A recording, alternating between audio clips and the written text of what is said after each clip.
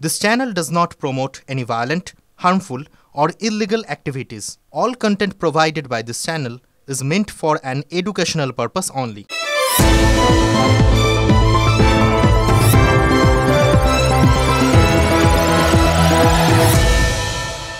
আমরা প্রায়ই একটা কথা বলি, একটা কথার কথা এরকমভাবেই বলি যে ওসব সিনেমায় হয়, যেন সিনেমায় যেটা হয় সেটা বাস্তব জীবনে হওয়া সম্ভব না, ওটা একটা অলিক ব্যাপার ট্যাপার এরকম একটা কিছু।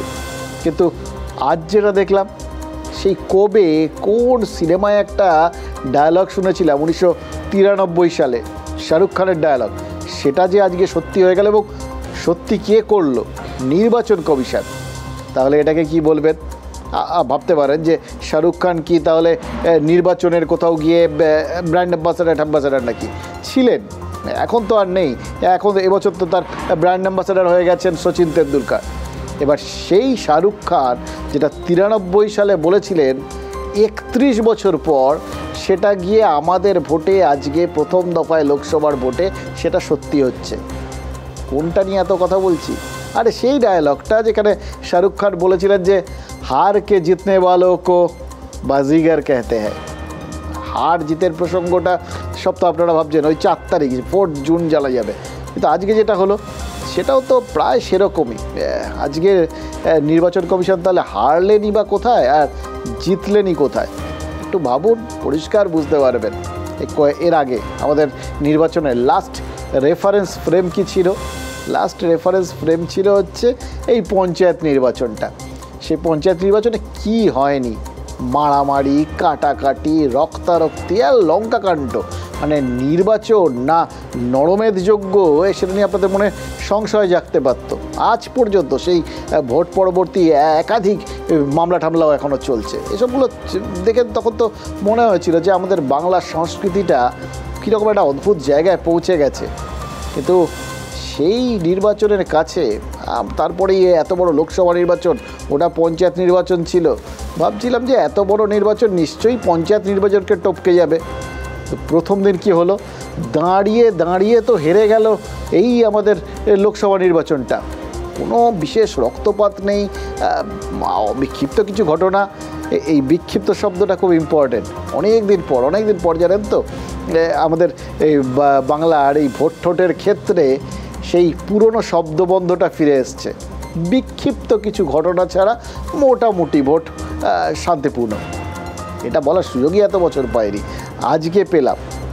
একদিকে হার, ওই বললাম যে কোথাও গিয়ে নির্বাচন কমিশন পঞ্চায়েত ভোটের সামনে, এটা তো পঞ্চায়েত ভোটটা তো রাজ্য নির্বাচন কমিশন করে, তো তাদের কাছে সেন্ট্রাল নির্বাচন কমিশন যারা এই লোকসভা ভোটটা করছে তারা হেরে গেলেন। আবার ওই হারের মধ্যে দিয়েও কোথাও গিয়ে একটা জয় পাওয়া গেল, তাই না? এইটার জন্যই বলছিলাম, এটা কোথাও ওই হেরে জেতার, ওই বাজিগর হওয়ার যে লক্ষণটা, সেটা কিন্তু লোকসভা ভোটের এই প্রথম পর্বেই একদম চোখে আঙুল দিয়ে দেখিয়ে দিল নির্বাচন কমিশন। আশা করছি বাকি যে 6খানা ধাপ আছে, সেই 6টা ধাপে আমাদের এই একই রকম আমরা একই কথা হয়তো রিপিট করতে পারবো। আমরা দেখব পঞ্চায়েত ভোটের কাছে একদম দাঁড়িয়ে দাঁড়িয়ে পুরোটা হেরে যাবে এই লোকসভা নির্বাচন। কাজটা কঠিন ছিল, কাজটা কঠিন তো বটেই। সাম্প্রতিককালে দেখুন, ওই দেখবেন আমরা যখন এই সিনেমা নিয়ে বলছিলাম, তো সিনেমা আমরা যখন অ্যাকশন মুভি আজকাল দেখতে যাই, আজকাল আমরা সবাই হিন্দি ডাব করা তেলেগু ছবি, তামিল ছবি, মানে ওই সাউথের সিনেমাগুলো সব দেখি টেকি আর কি। তো এই ক্ষেত্রেও যখন গোটা ভারতের লোকজন তারা ভোটে অ্যাকশান দেখতে চান, তারা বাংলায় চোখ রাখেন। আর এই অ্যাকশানের বাংলায় একটা তো বেশ জুৎসই নামও আছে, খেলা হবে।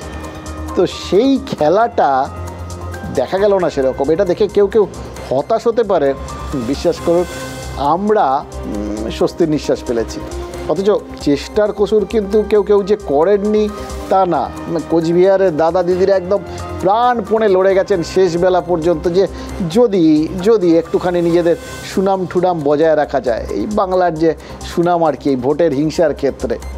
একের পর এক ওই পরপর যে জায়গাগুলো, দিনহাটা বা শীতলকুচি বা সীতাই, বেশ কয়েকটা টুকটাক ঘটনা ঘটেছে। একদম শেষ বেলাতে এসে নাটাবাড়িতে একজন বিজেপির মহিলা ভোটার তার গালে খুর পর্যন্ত মেরে দিয়েছেন কেউ কেউ। ওই রক্তপাতহীন কমপ্লিটলি যাতে বলা না যায় সেই একটা মরিয়া চেষ্টা আর কি। কিন্তু যে কারণে মেরেছেন সেটাও খুব ইন্টারেস্টিং, জানেন তো। এই ভদ্রমহিলা তিনি নাকি ওই লক্ষ্মীর ভাণ্ডারের টাকা পান। লক্ষ্মীর ভাণ্ডারটা তো এবার ভোটের অনেক বড় ইস্যু।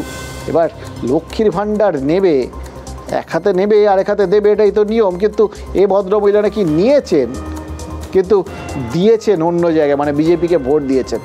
তাই এটা তো শাস্তিযোগ্য একটা অপরাধ, তাই জন্যই তাকে কেউ বোধহয় ওই গালে ছুরি মেরে দিয়েছিল।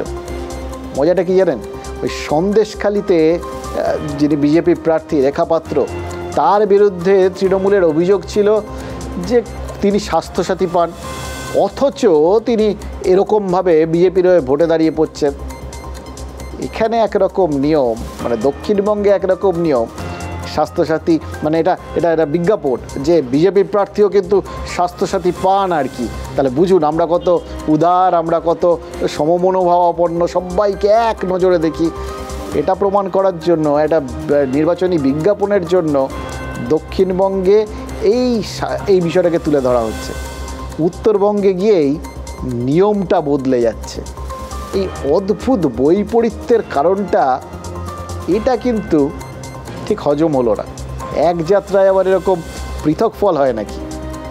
লক্ষ্মীর ভাণ্ডারের সুবিধে নিয়েও বিজেপি প্রার্থী, এই ভাষাতেই সন্দেশখালীর রেখা পাত্রর দিকে তীর ছুঁড়েছিল তৃণমূল। রেখার ব্যক্তিগত তথ্য প্রকাশ্যে নিয়ে আসার অভিযোগ তোলে বিজেপি, আবার অভিযুক্ত তৃণমূল। এবার কোচবিহারের এক মহিলার গালে ছুরি চালানোর অভিযোগ। লক্ষ্মীর ভাণ্ডারের টাকা পেয়েও কেন বিজেপিতে ভোট, এই প্রশ্ন করতেই নাকি ছুরি দিয়ে আঘাত করা হয়। আসতেছি, ভোট দিয়ে চলে গেছি, আবার আসতেছি, আমি বলছে একটা মহিলাকে নিয়ে আসতেছি, পরে ওকে দেখে আমাকে বলে তৃণমূল কা খা रहा है, তৃণমূল কা ভোট नहीं दे रहा है, ऐसे बोला। তৃণমূল কে ভোট না দিলে মারবে বলছে। হ্যাঁ ऐसे, হ্যাঁ লক্ষ্মীর ভান্ডার নিচে ভোট দেয় না তুমি বলছে আমাকে।